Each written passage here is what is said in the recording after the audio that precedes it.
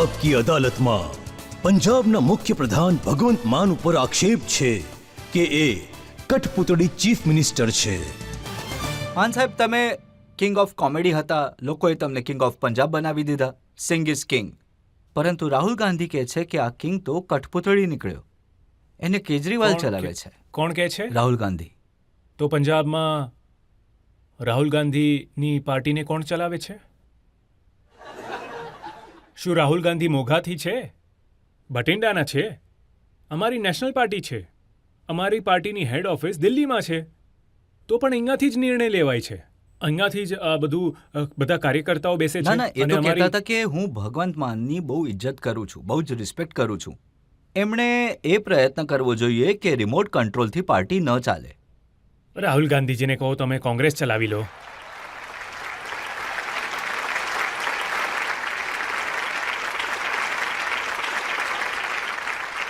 એટલે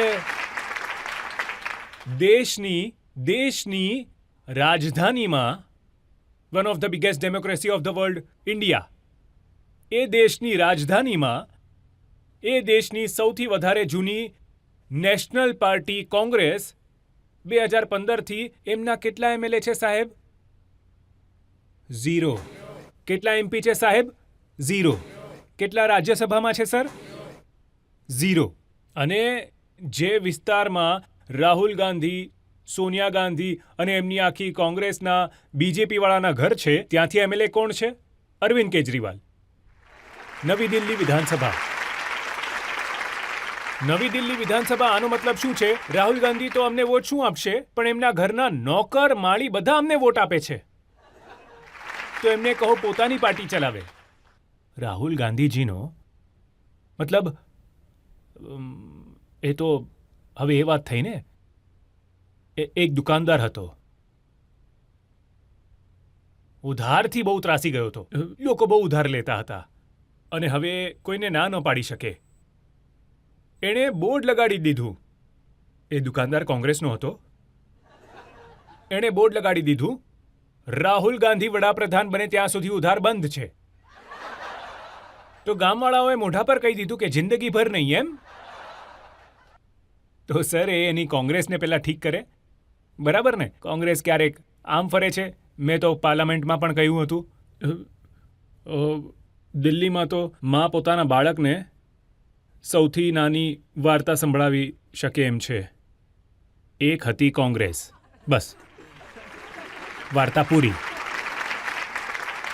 તમે ખરેખર કોંગ્રેસને પંજાબમાંથી તો ખતમ કરી નાખી, પણ પંજાબમાં હજી પણ અકાલી દળ છે.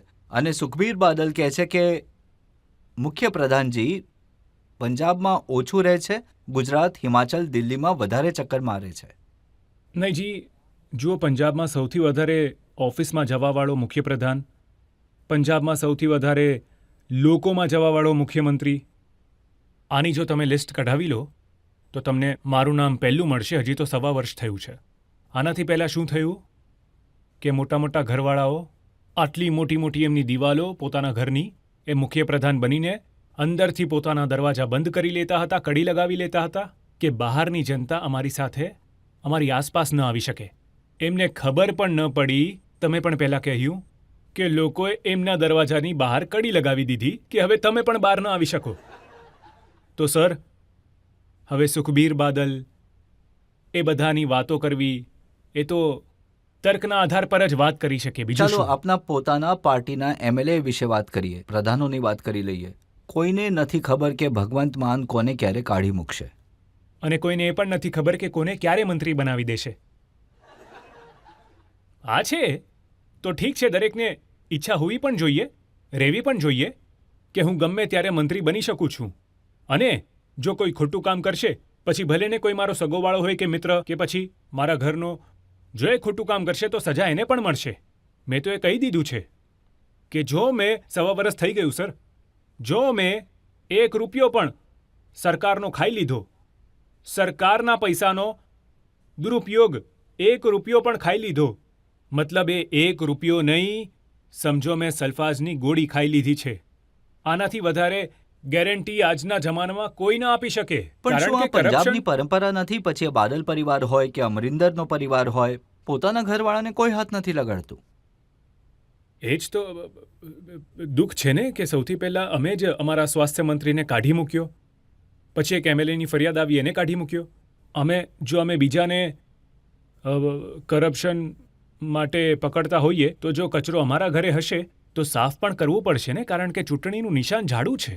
સફાઈ તો કરશે જ, એ તો ઝાડુ છે, સફાઈ કરશે જ. એટલે જ હું કહું છું, મારો ફક્ત એક જ એજન્ડા છે કે પબ્લિકના પૈસાનો જો કોઈએ ખોટો ઉપયોગ કર્યો હોય તો હું એનો હિસાબ લઈશ. એક પ્રધાન પકડ્યો જે કોંગ્રેસમાં પ્રધાન હતો, ઇન્ડસ્ટ્રી મિનિસ્ટર. તો પછી અમે એના ઘરની તલાશી લેવાનું શરૂ કર્યું. ઘર તો બહુ ભવ્ય હતું, કરપ્શનનો પૈસો આવતો હતો. મોટા મોટા ડ્રોઈંગ રૂમ્સ, મોટા મોટા માર્બલ્સ, શેન્ડેલિયર્સ. એક વસ્તુ એવી મળી જેને જોઈને મને બહુ દુઃખ થયું અને મને ભગતસિંહજીની યાદ આવી કે યાર ભગતસિંહજી, શરમ આવે છે અમને તમારી સામે. શું થઈ રહ્યું છે? એ ઘરની અંદરથી નોટ ગણવાનું મશીન મળ્યું. ઘરે નોટ ગણવાનું મશીન શું કરી રહ્યું છે ભાઈ? બેંકોમાં તો હોઈ શકે છે. તમારા કોઈના ઘરે છે નોટ ગણવાનું મશીન? નોટ જ નથી તો મશીન ક્યાંથી હોય? તો નોટ ગણવાવાળું મશીન એક મંત્રીના ઘરે શું કરી રહ્યું હતું સર? એનો એ મતલબ છે કે દરરોજ એટલો પૈસો આવતો હતો કે એના ઘરવાળાએ પણ કહ્યું કે અમારાથી નથી ગણાતા, હવે મશીન લાવો. એટલે આટલું લૂંટીને જશો ક્યાં? આટલું મોટું ઘર બનાવ્યું રહે છે ક્યાં? આટલા રૂમમાં, બસ આટલો જ છે, જેલમાં. હું તો દરરોજ એ જ પ્રાર્થના કરું છું, હે પરમાત્મા, મારાથી કોઈ એવો નિર્ણય ન લેવાઈ જાય જેનાથી કોઈના ઘરના ચૂલાની આગ ઓલવાઈ જાય. મારી પાસે એવા નિર્ણય જરૂર કરાવજે જેનાથી ઘરોમાં ખુશીઓ આવે અને પંજાબ ફરી નાચતું, હસતું, ગાતું, ભાંગડાનું પંજાબ ફરીથી બની જાય. જનતામાંથી લોકો સવાલ પૂછવા માંગે છે. Final round. અમે હંમેશા તમને ગીતો ગાતા સાંભળ્યા છે, તો મારી એક ફરમાઈશ છે કે કોઈ ગીત અમને સંભળાવી શકો તો. સંતરામ ઉદાસી અમારા બહુ મોટા શાયર છે, તો એનું ગીત હું ગણગણીને બહુ મોડું થઈ ગયું છે, પણ કંઈ વાંધો નહીં. તમારી ફરમાઈશ છે તો સંભળાવી દઉં છું. मां तरतीए तेरी गोदनूं चन होर बथेरे